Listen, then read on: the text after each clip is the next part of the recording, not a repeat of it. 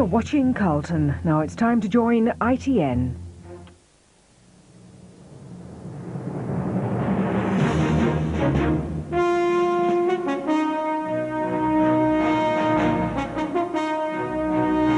From ITN, News at 10 with Trevor McDonald.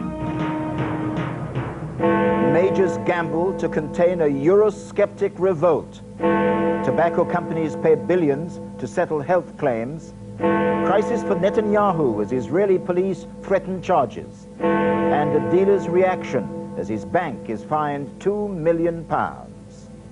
Good evening. The Prime Minister abandoned what should have been today's election campaign theme and threw himself instead into a dramatic defense of his wait-and-see policy on Europe. Faced with a revived Eurosceptic rebellion which threatened to wreck the Conservative election campaign, Mr. Major begged his party, like him or loathe him, not to bind his hands. Signing up to or ruling out a single European currency now, he said, would be splendidly decisive, but would send him naked into the conference chamber. Labour said it showed weak leadership. The Liberal Democrats talked of civil war in the Conservative Party. Our political editor, Michael Brunson, reports. The Prime Minister back in Downing Street tonight, after a day which the latest crisis over Europe within his party has turned upside down. Tonight's party election broadcast was changed at the last minute. Mr. Major's straight Eurosceptic-sounding appeal to the nation, I'd have to agree first to a single currency, and then the Cabinet, Parliament, and finally, you, the voters, in a referendum, replaced one planned on the economy. And the economy and jobs, with statements by Gillian Shepherd and the Chancellor, should have been the subject of the morning's presentation. That too was scrapped with an hour to go and replaced by a passionate, off-the-cuff explanation by Mr. Major of why the two junior ministers, John Horam and James Pace, were off-message on the single currency. Can anybody honestly put their hand on their heart and say that they know for certain what the outcome would be if we were to decide now precipitately, without the details at this moment, that never in any circumstances were we going to decide to enter a European currency? Can anybody truly know the answer to that question? I don't believe anybody can honestly say that they do. Mr. Major listed at length the pros and cons of joining or not joining, and yes, he'd heard people say he should be more decisive. It would be splendidly decisive, they say. So splendidly decisive, you would send a British Prime Minister naked into that conference chamber with nothing to negotiate and nothing with which to ring the best deal for the United Kingdom. What I am saying is, no one in this room doubts these are the most important negotiations we've had.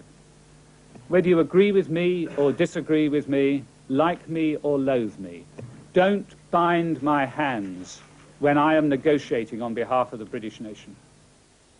That heartfelt appeal, another twist in this extraordinary press conference.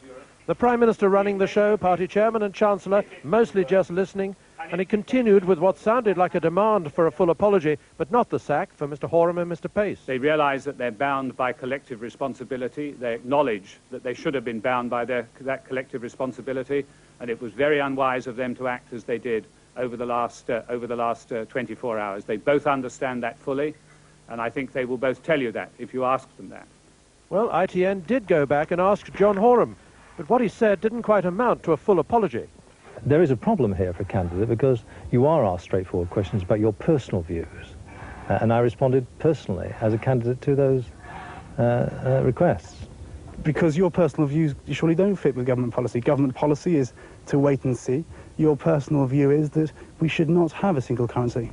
My personal view is that we shouldn't have a single currency, as things stand at the moment. But equally, we haven't got to that point yet. Mr. Horam may regard that as staying loyal, but the opposition leaders say that the Tories are more divided than ever on Europe. Look, Britain cannot be represented by a government with all the leadership qualities of lemmings. Now, Britain cannot be represented by a government that is fighting amongst themselves, and therefore they cannot fight for Britain. Well, last year we had the beef war. Yesterday we had the fish war. Now we have the Tory party at civil war. Britain's best interests simply cannot be met by a party that's at war with itself. Britain leads leadership on Europe, and it's now absolutely clear that it will not get it from the Conservative Party. They will get it from the Liberal Democrats, who are now the only party united on Europe, and Britain's only guarantee of a referendum. For a short time today, and with Lady Thatcher's help, Mr Major's campaigning effort was focused on jobs. Close to the point on Teesside, where she had once stood amid industrial dereliction, they both planted a tree. There are more jobs there now. Michael Brunson, News at 10, Westminster. And Michael Brunson is with me now in the studio. Mike, what a dramatic day. For a while it seemed it was imploding all around Mr Major.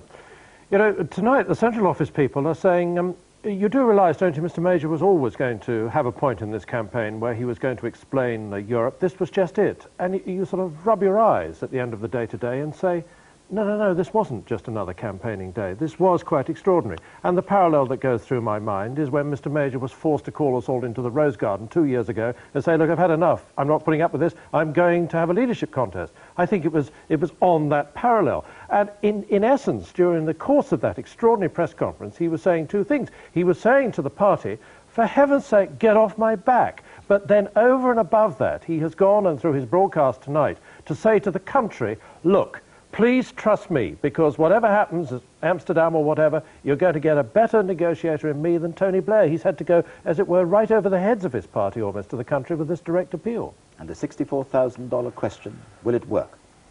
Well, I don't think we're going to get any more ministers, cabinet or otherwise, actually crossing the line. But you see the sort of pressures that are going on at the moment. We've got two more tonight. Roger Evans, for example, who's a minister, no more powers to Brussels, he's saying he's done. Eric Fort, education and employment. He's saying no further loss of sovereignty. Now, we know what this means.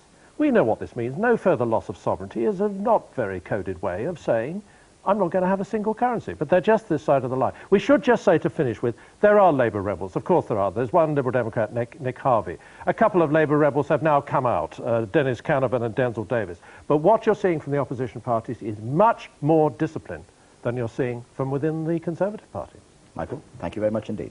The Labour leader set out today what he called his 7 pillars of a decent society, among them strong families and social institutions. Mr Blair said for 18 years Britain had had a politics of self instead of a politics of society, and by it, he said, we had lost, not gained. Our campaign correspondent Mark Webster reports. Speaking to an invited audience, Mr Blair tried to step outside the political wrangling and show he had a positive vision of Britain's future. His 7 pillars for a decent society covered education, health and housing, but he also had a sideswipe at the Tories. After 18 years of Conservative government, Britain is more divided and less equal than at any point in time since the Second World War. I want a Britain which prides itself on the quality of its education system, the efficiency of its health service, and the success of its welfare state in caring for the weak while helping others into work. A Britain where we understand that opportunity plus responsibility equals community. It was time, he said, to put morality back into political life. We judge this country by the condition of the weak as much as the strong, and that opportunity is there for all our people, not just for a few people at the very top. Basic, decent values. But his talk of a decent society brought an immediate counterattack from the other parties. I don't criticise Tony Blair for some of the principles set out in his speech. The point is that the practice, the policies, the minimum wage, the social chapter, the attack on grant-maintained schools would have completely the opposite effect of what he claims for them. I agree with his analysis that society is very divided, but the Labour Party is not answering the essential question. How do you pay for policies to remove the division in British political life? Turning down the opportunity to kiss another baby in Monmouthshire, Labour said it would continue to avoid negative campaigning. After a largely defensive campaign last week, when Labour was put on the spot on issues like privatisation, they now say they're going to be much more positive in tone, and they won't be paying nearly as much attention to accusations from the Conservatives. For all that, Labour will be attacking the Tories' record on the health service in the coming days. Mark Webster, News at 10, Monmouthshire. The Liberal Democrats announced today that they'd slap a new tax on the water companies. Not a windfall tax like Labour, but what they called a waterfall levy of 2% on pre-tax profits. It would be spent on repairing leaky mains. ITN's Caroline Kerr reports. England is suffering its driest spring for 200 years, but today was the first time water conservation became a campaign issue. The Liberal Democrats said they'd tax water companies which failed to meet targets on reducing wastage. The Conservative government has refused to set compulsory targets on the water companies. We will set compulsory targets, and if they don't meet those targets, they will suffer financial penalties. So it will be in their financial interests to sort out this ludicrous situation where a third of Britain's water very nearly is simply leaking away. The Liberal Democrats say every day more than 1 billion gallons of water are wasted. The Labour Party say they're also concerned about the issue, though it doesn't get a specific mention in their manifesto. Nonetheless, they say they could cut leakage by half. I think that the most immediate thing that the water companies could do is to offer a free leakage repair service to customers. They could get on with that quickly, save a lot of the water that's being wasted. The Tories say a tax on the privatised water companies isn't necessary. Besides, they aren't to blame for leakage. Well, the reason there's leakage problems is that for all those years of nationalisation, nobody invested in the water companies. We've now been spending £3,000 million a year investing and improving the water, and now we will be able to deal with the leaks all over the country. But you do that by telling them to do it. You don't collect the money in and then share it out again. That's just balmy. We may be heading for drought, but the truth is water conservation is not a top priority for any of the parties. Caroline Kerr, News at 10. Other election news now. Labour's Mo Mowlam was north of the border today, wooing voters in Scotland. The Shadow Northern Ireland Secretary went to a factory in Dumfries, which specialises in recycling computers. The Health Secretary, Stephen Dorrell, was in Leeds having a look at how things used to be done. During his visit, he made a tour of the city's Thackeray Medical Museum, the first in the country. In the West Country, Liberal Democrat campaigner Shirley Williams was out on the stump meeting shoppers in Bath. She later visited the city's sports centre and was one of the speakers at a rally there this evening. In this election, we're not only following the leaders, we're also watching other senior political figures from all the parties to see the force and the style they bring to the campaign. Penny Marshall reports now on the Labour Deputy Leader, John Prescott.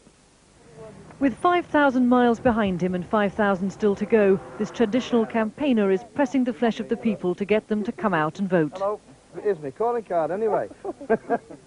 Old-style electioneering with a modern spin, he calls it. 2 years of sophisticated research has told the Labour Party exactly where their man needs to call. The Prescott Express is carrying the Deputy Leader on a whistle-stop tour of target seats where Labour turnout has previously been low. On board are essentials, computers, communications, black coffee, all sustaining this proven campaigner now fighting his 9th election. I probably have met more people than any other politician in this campaign. I'm now coming up to my 50th constituency seat I'm visiting, out of the 90 that we've designated as the battleground in this election. Blitzing lunchtime shoppers, Mr. Prescott hopes his rhetoric brings politicians and people together. Looking for a heckler and thought I might have had one. It's usually Mr. Heseltine skulking in the background with the chicken, but... It's an attempt to bring the issues into the marketplace, but not everyone today stopped to listen. I'm on my way to the hairdresser. Can I not come? Is he Labour or Conservative? At the end of the day, they're all saying the same sort of thing. Tonight he addressed the party faithful, his aim to rouse them to campaign with his own traditional